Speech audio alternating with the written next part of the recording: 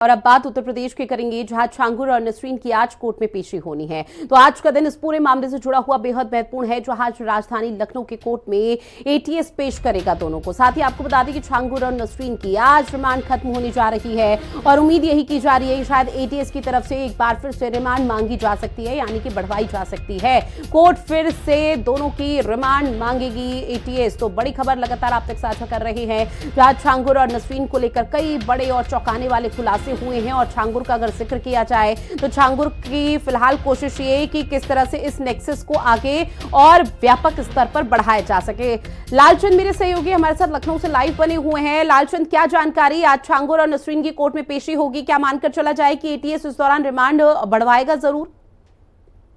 देखिए, एटीएस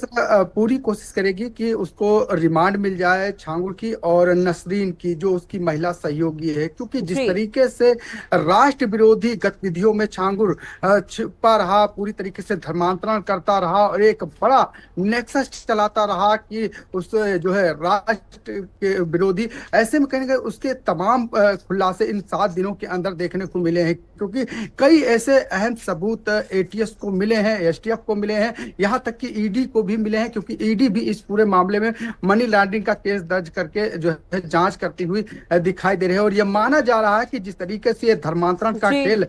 छांगुर के द्वारा चलाया जा रहा था, ऐसे में आज उसकी शाम 6 बजे पुलिस कस्टडी रिमांड भी खत्म हो रही है नसरीन की और छांगुर की। तो ऐसे में यह माना जा रहा है एक बार फिर से एटीएस उसे रिमांड पर लेने की कोशिश करेगी। इसके साथ ही ईडी ने भी जो है इस पे अपील करता हुआ दिखाई देगा कोर्ट में, क्योंकि ईडी को भी इस पूरे मामले में छानबीन करनी है। तो ईडी भी रिमांड लेने की यहाँ पर आज कोशिश करेगी। शाम 6 बजे इसकी रिमांड खत्म हो रही है। लेकिन आपने देखा होगा कि किस तरीके से धर्मांतरण के इस बड़े खेल में एक के बाद एक बड़े खुलासे होते गए। राष्ट्र विरोधी गतिविधियों में शामिल रहा, इस्लामिक देश बनाने की जो इसकी तैयारी चल रही थी, नेपाल से सटे ऐसे 46 गांव थे जिस पर एक बड़ा खुलासा हुआ है। एटीएस ने जो जांच की है अब तक में, वहां पर जो युवा थे उनको अपनी तरफ जो है लाने की कोशिश की गई थी। 10 करोड़ रुपए के जो है विदेशी खर्च से जो है युवाओं को अपनी तरफ पूरी प्लानिंग के तहत लाने की कोशिश की थी, जिससे कि वो इस्लामिक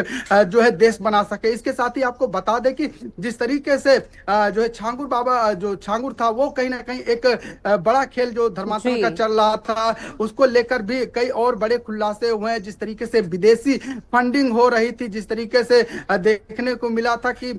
तमाम जो है महिलाएं, जो गरीब महिलाएं थी, जो हिंदू महिलाएं थी, उनको किस तरीके से अपनी तरफ लाया है। किस तरीके से हिंदी खबर पर जब तमाम महिलाएं अपना दुख बयां कर रही थी, किस तरीके से वो उनको डराता था, धमकाता था, बरगलाता था। इस तरीके के तमाम खुलासे हुए हैं। इसके साथ ही एक सबसे बड़ा अहम खुलासा और भी हुआ है एटीएस की गोपनीय जांच में, जिसमें बताया गया कि 4 ऐसे अधिकारी हैं जो इस छांगुर बाबा के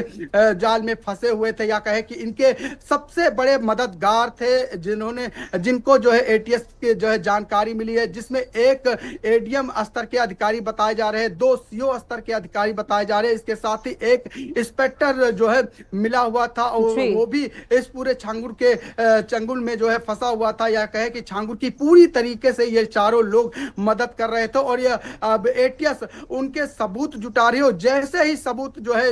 एटीएस के हाथ लगेंगे, माना जा रहा है कि इन 4 लोगों की गिरफ्तारी तय होनी मानी जा रही है, क्योंकि कहीं ना कहीं इसके पीछे जो बड़ा खेल छांगुर का चल रहा था, या नसरीन का चल रहा था, या छांगुर के जितने भी साथी थे, जितने भी सहयोगी थे, उनकी भी तलाश यहाँ पर एटीएस करते हुए दिखाई दे रहे। बड़े स्तर पर जो राष्ट्र विरोधी गतिविधियों में धर्मांतरण के छांगुर छिपा हुआ था, या कहे इस्लामिक सेंटर बनाने की जो पूरी तैयारी कर रहा था, क्योंकि देखिए जब पीड़िताओं ने बताया था कि 2047 तक ये कहीं ना कहीं इस्लामिक सेंटर बनाने की जो कोशिश कर रहा था, उसका एक बड़ा भंडाफोड़ हुआ है। अब ऐसे में कहीं ना कहीं माना जा रहा है जब एटीएस फिर से रिमांड पे लेगी, या ईडी रिमांड पे लेगी, या और जो सदस्य इनके पकड़े गए थे उनको रिमांड पे लेगी, तो और भी कई बड़े खुलासे हो सकते हैं। जी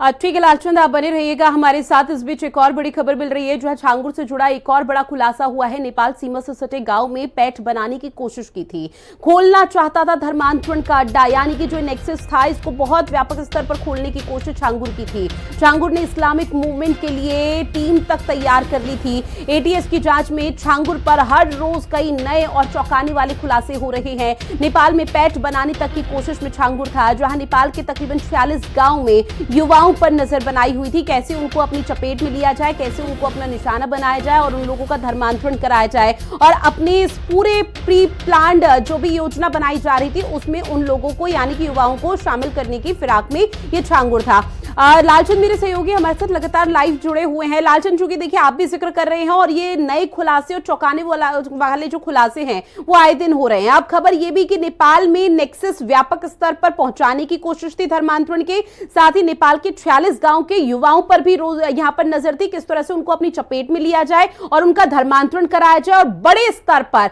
इस जो काला कारनामा यहाँ पर छांगुर की तरफ से किया जा रहा है इसे बढ़ाया जा सके। देखिए, ये बहुत ही बड़ा नेक्सस है, राष्ट्र विरोधी नेक्सस था और इस्लामिक देश बनाने की जो ये तैयारी छांगुर की तरफ से चल रही थी उसको लेकर ये बड़ा खुलासा हुआ है कि 46 ऐसे गांव हैं जो नेपाल से सटे हुए हैं। वहां पर जो युवा हैं, चाहे वो मुस्लिम युवा हो चाहे हिंदू युवा हो, उनको पैसे का लालच देकर, क्योंकि 10 जो अभी तक एटीएस ने जानकारी दी है कि जो विदेशी रकम थी लगभग 10 करोड़, उसको युवाओं के बीच में खर्च करने की पूरी तैयारी यहाँ पर चल रही थी। इसके पहले वहां पर ऐसे कई कागज या कहे कि पंपलेट या एक रसीद बांटी जा रही थी, जिससे कि वो युवाओं की मानसिकता को समझ सके। उस मानसिकता के आधार पर उन युवाओं को अपनी तरफ लाने की कोशिश की जा रही थी कि जो है राष्ट्र विरोधी गतिविधियों में शामिल हो सके, जो धर्मांतरण में शामिल हो सके। ऐसे तमाम बड़े खुलासे हुए हैं और यही वजह है कि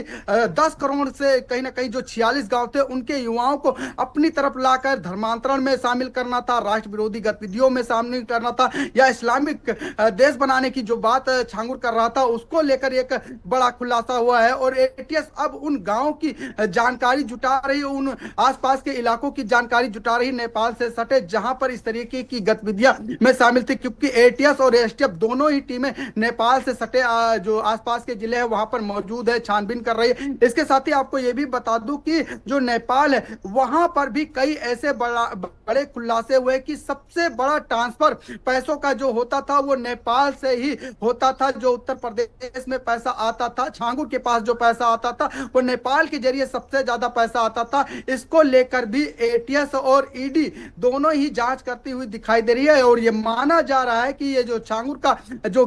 खेल था, सबसे बड़ा नेटवर्क था जो सिर्फ उत्तर प्रदेश में ही नहीं देश विदेशों में फैला हुआ था। धर्मांतरण का खेल किस तरीके से जो पीड़ित महिलाएं थी या कहें कि जो लड़कियां थी या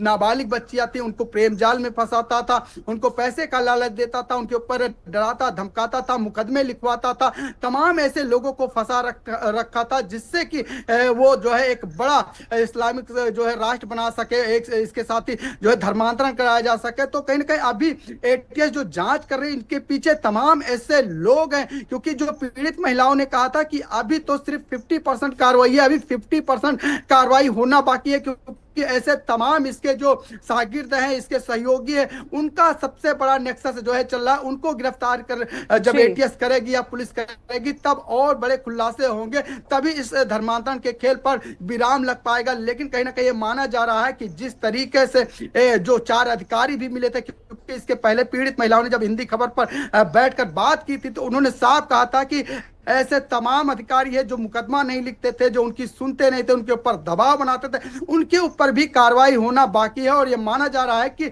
उत्तर प्रदेश सरकार, क्योंकि मुख्यमंत्री योगी आदित्यनाथ ने साफ कर दिया है कि इस धर्मांतरण के खेल में जो भी शामिल होगा उसके खिलाफ कठोर कार्रवाई की जाएगी, उनके जमीनों को जब्त किया जाएगा, उनके घरों को जब्त किया जाएगा और जब्त करने के साथ साथ उनके ध्वस्तीकरण की भी कार्रवाई होगी, क्योंकि इस धर्मांतरण के खेल में तमाम ऐसी पीड़ित महिलाएं हैं जो अपना दर्द बयां कर रही हैं या दर्द बयां नहीं कर